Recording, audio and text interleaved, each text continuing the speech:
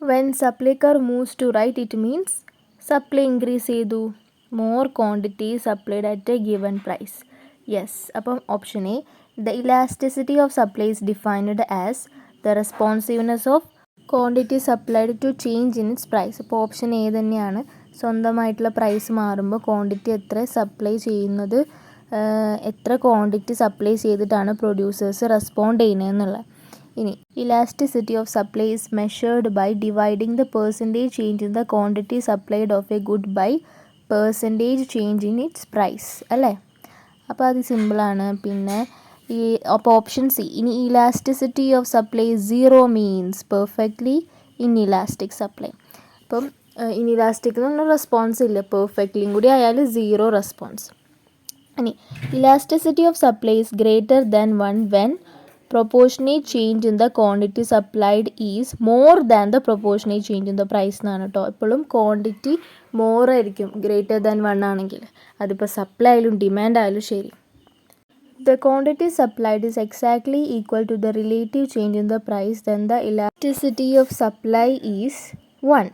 Okay, ഒപ്പന മാറുമ്പോൾ 1. Next question, the price of a commodity decreases from 6 to 4 ആണെങ്കിൽ quantity demand of the good increases from 10 to 15. Find the coefficient of price elasticity.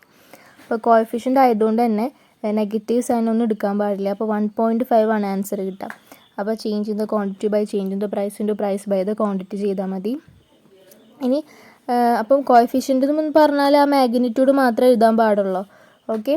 ഇനി the supply function is given as q is equal to minus 100 plus 10p ആണെങ്കിൽ find the elasticity using point method when price is 15. അപ്പോൾ point method എന്ന് പറഞ്ഞാൽ dq/dp into p/q ആണ്. അപ്പോൾ അതിലിട്ട് കൊടുത്താൽ നമുക്ക് ആൻസർ കിട്ടുക 3 ആണ് ആൻസർ കിട്ടുക. അപ്പോൾ 10 ഇൻറ്റു 15/50 ചെയ്യുമ്പോഴാണ് 3 കിട്ടുക. The figure below shows the budget constraint of a consumer with an income of 900 to spend on 2 commodities. അപ്പോൾ ആ ബി എന്ന് പറഞ്ഞാൽ 900 ആണ്. നെയിംലി ഐസ്ക്രീം ആൻഡ് ചോക്ലേറ്റുമലാണ് കൺസ്യൂം ചെയ്യുന്നത്. അപ്പോൾ അതിൽ എക്സ് ആക്സിസുമ്പോൾ 45ഉം അതാണ് ഐസ്ക്രീമിൻ്റെത്, പിന്നെ വൈ ആക്സിസുമ്പോൾ 90യും ക്വാണ്ടിറ്റിയാണ്. അപ്പോൾ നമ്മൾ ഇത് സിമ്പിളായിട്ട് ചെയ്യാം, ഇൻകം ബൈ ക്വാണ്ടിറ്റി ഓഫ് എക്സും ഇൻകം ബൈ ക്വാണ്ടിറ്റി ഓഫ് വൈയും ചെയ്താൽ മതി. അപ്പം 900/45 ആദ്യം ഐസ്ക്രീമിൻ്റെയാണ് ചോദിച്ചിട്ടുള്ളത്. അപ്പം 900/45ഉം 900/90യും ചെയ്താൽ 20യും 10ഉം ആണ് കിട്ടുക. അപ്പോൾ ഓപ്ഷൻ ബി ആണ് ആൻസർ വരിക. ഇനി 91 നോക്കിയേ, question number 91. No matter what the price of the coffee is, Arjun always spend a total of exactly 100 per week on coffee. So the statement implies that അപ്പം എത്ര പ്രൈസ് ഉണ്ടായാലും പ്രൈസിൻ്റെ ഒപ്പം തന്നെ അർജുൻ്റെ ഡിമാൻഡും ഒപ്പേനാണെന്നാണ് അർത്ഥം.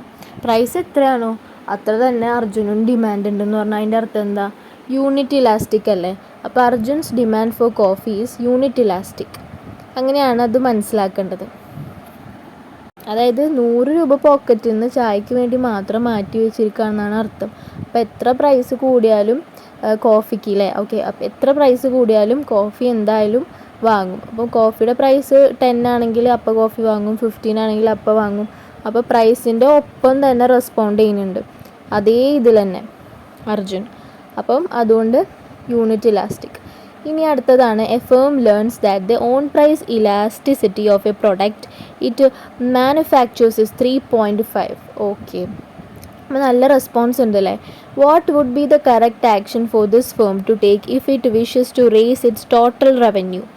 അപ്പം നല്ല ഇലാസ്റ്റിക് ആണ്. 3.5 എന്നൊക്കെ പറഞ്ഞാൽ പ്രൈസ് ഇലാസ്റ്റിസിറ്റി ഗ്രേറ്റർ ദാൻ 1 ആണ്, നല്ല ഇലാസ്റ്റിക് ആണ്.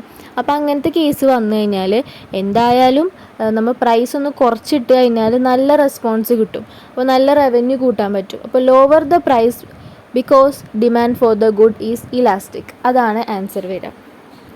നേരെ മറിച്ച് ഇൻഇലാസ്റ്റിക് ആയിരുന്നെങ്കിൽ ഒന്ന് പ്രൈസ് കൂട്ടിയിട്ടാലും പ്രശ്നമില്ല.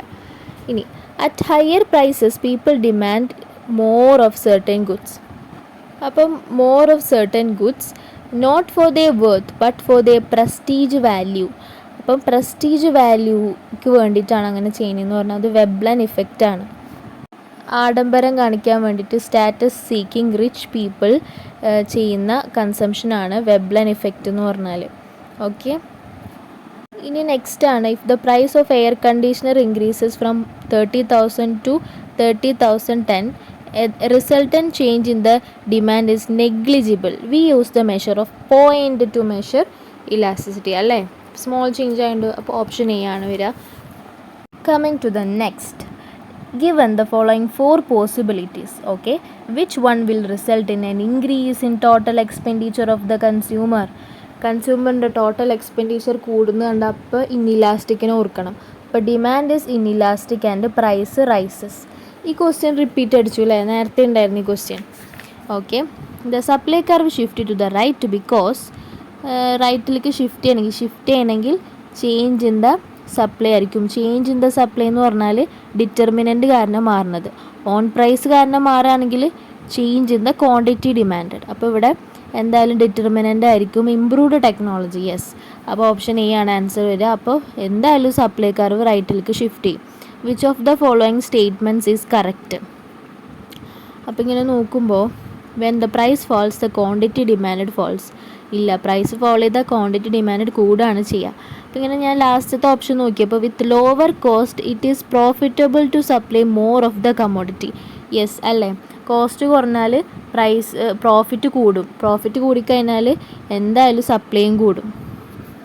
ഇപ്പോൾ പെന്നിന് 10 റുപ്പീസാണ്, കോസ്റ്റ് എന്ന് പറഞ്ഞാൽ 5 ആണ്. പക്ഷെ അതേ ഇതിൽ 10 റുപ്പീസുള്ള പെന്നിൻ്റെ അതേ ഇതിൽ തന്നെ ആ ഒരു സമയത്ത് തന്നെ കോസ്റ്റ് 5 എന്നുള്ളത് 2 ആയിട്ട് കുറഞ്ഞു. ജസ്റ്റ് 2 കോസ്റ്റ് വരുന്നുള്ളൂ എന്നുണ്ടെങ്കിൽ ബാക്കി 8 പ്രോഫിറ്റ് കിട്ടും എന്നുണ്ടെങ്കിൽ എന്തായാലും അവർ സപ്ലൈ കൂട്ടും. ഇനി if the demand is more than supply, okay, then the pressure on price will be. അപ്പം സപ്ലൈ ആണ് കൂടുതലെങ്കിൽ എന്താ സംഭവിക്കുക? അപ്പോൾ നമുക്കറിയാമല്ലേ, സപ്ലൈ കുറവാണ്. അപ്പോൾ സപ്ലൈ കുറഞ്ഞു കഴിഞ്ഞാൽ എന്തായാലും പ്രൈസ് കൂട്ടും. അല്ലെങ്കിൽ ഡിമാൻഡ്, എന്തിനാണോ ഡിമാൻഡ് കൂടിയത് ആ പ്രൊഡക്റ്റിൻ്റെ പ്രൈസ് കൂടും. Question number 99. The supply curve for a highly perishable commodities during very short period is generally, very short period ആണെങ്കിൽ പെർഫെക്റ്റ്ലി ഇൻഇലാസ്റ്റിക് ആയിരിക്കും. അപ്പോൾ എന്താ സംഭവിക്കുക? ആ സമയത്ത് ഈ പെരിഷബിൾ, ഹൈലി പെരിഷബിൾ എന്ന് പറഞ്ഞാൽ മീനൊക്കെ പെട്ടെന്ന് ചീഞ്ഞു പോകില്ലേ, അതുപോലെ തന്നെ ഈ ഫ്രൂട്ട്സൊക്കെ പെട്ടെന്ന് നശിച്ചു പോകില്ലേ. അപ്പോൾ അങ്ങനത്തെ ഗുഡ്സ് ആണെങ്കിൽ പെർഫെക്റ്റ്ലി ഇൻഇലാസ്റ്റിക് ആയിരിക്കും. ഇനി supply is a dash concept, flow കൺസെപ്റ്റാണ് supply. Cross elasticity between rye bread and whole wheat bread is expected to be. ഇപ്പോൾ റായും ഹോൾ വീറ്റ് ആയാലും രണ്ടും ഒന്നിന് പകരമായിട്ട് സബ്സ്റ്റിറ്റ്യൂട്ട് ചെയ്ത് ഉപയോഗിക്കാൻ പറ്റും. അപ്പോൾ അതിൻ്റെ ക്രോസ് എന്ന് പറഞ്ഞാൽ ക്രോസ് ഇലാസ്റ്റിസിറ്റിയുടെ സൈൻ പോസിറ്റീവാണ്. ഇനി ക്രോസ് ഇലാസ്റ്റിസിറ്റി ബിറ്റ്വീൻ പേഴ്സണൽ കമ്പ്യൂട്ടറും സോഫ്റ്റ്വെയറും ആണെങ്കിലോ ഒന്നിച്ച് ഉപയോഗിക്കേണ്ടത്, അപ്പോൾ നെഗറ്റീവാണ്. കാരണം കമ്പ്യൂട്ടറും സോഫ്റ്റ്വെയറും PC-യും ഒന്നിച്ചാണ് ഉപയോഗിക്കുന്നത്. ദ ക്രോസ് ഇലാസ്റ്റിസിറ്റി ബിറ്റ്വീൻ ബ്രെഡും DVD-യും അത് തമ്മിൽ ഒരു ബന്ധവുമില്ല, അപ്പോൾ 0 ആണ്. Which of the following statements is correct?